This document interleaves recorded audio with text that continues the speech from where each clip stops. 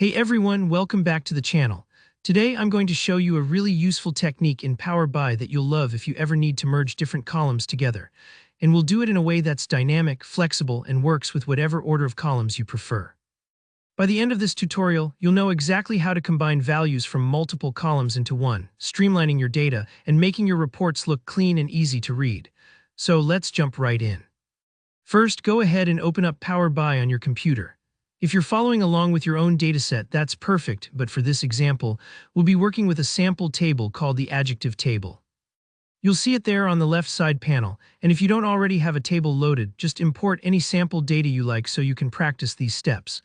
Alright, once your table is visible, look for the adjective table or whichever table you're working with. Now here where the magic starts, right-click on the table's name in the Fields panel and select Edit Query. This step is really important because we're going into Power Query Editor, which is basically the workshop of Power BI, where all the data transformation happens before anything hits your report. Think of it as prepping your ingredients before cooking. Everything is easier when it's organized. Once you're inside Power Query Editor, it's time to pick out the columns you want to merge.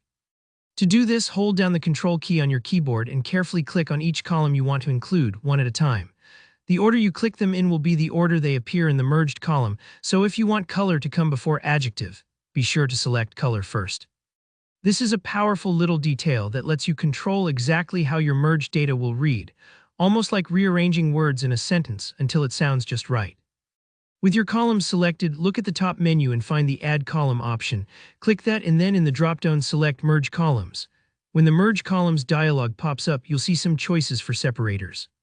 Since we usually want our merged values to look neat, go ahead and pick space as your separator. That way the merged data won't run together. Imagine combining first names and last names without a space. Nobody wants to see John Smith instead of John Smith. Once you've got that set, hit OK. Power BI will instantly create a new column with all your selected data beautifully merged into one.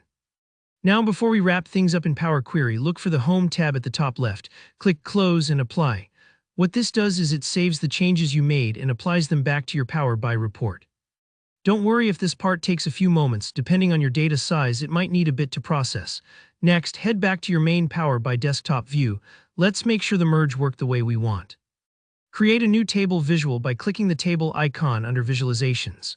Then, from your Fields list, find that new merged column. Sometimes it's called Merge by default, but you can rename it anything you like. Just right-click the column and select Rename to give it a name that makes sense for your report. And there you have it. You've now merged different columns dynamically in Power BI, and you can repeat these steps with any data set or any combination of columns you want. It's a powerful way to simplify your tables and keep your reports looking tidy and understandable for anyone who sees them.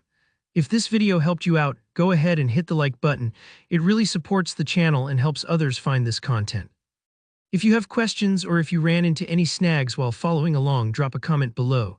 I check them regularly and I'm always happy to help out.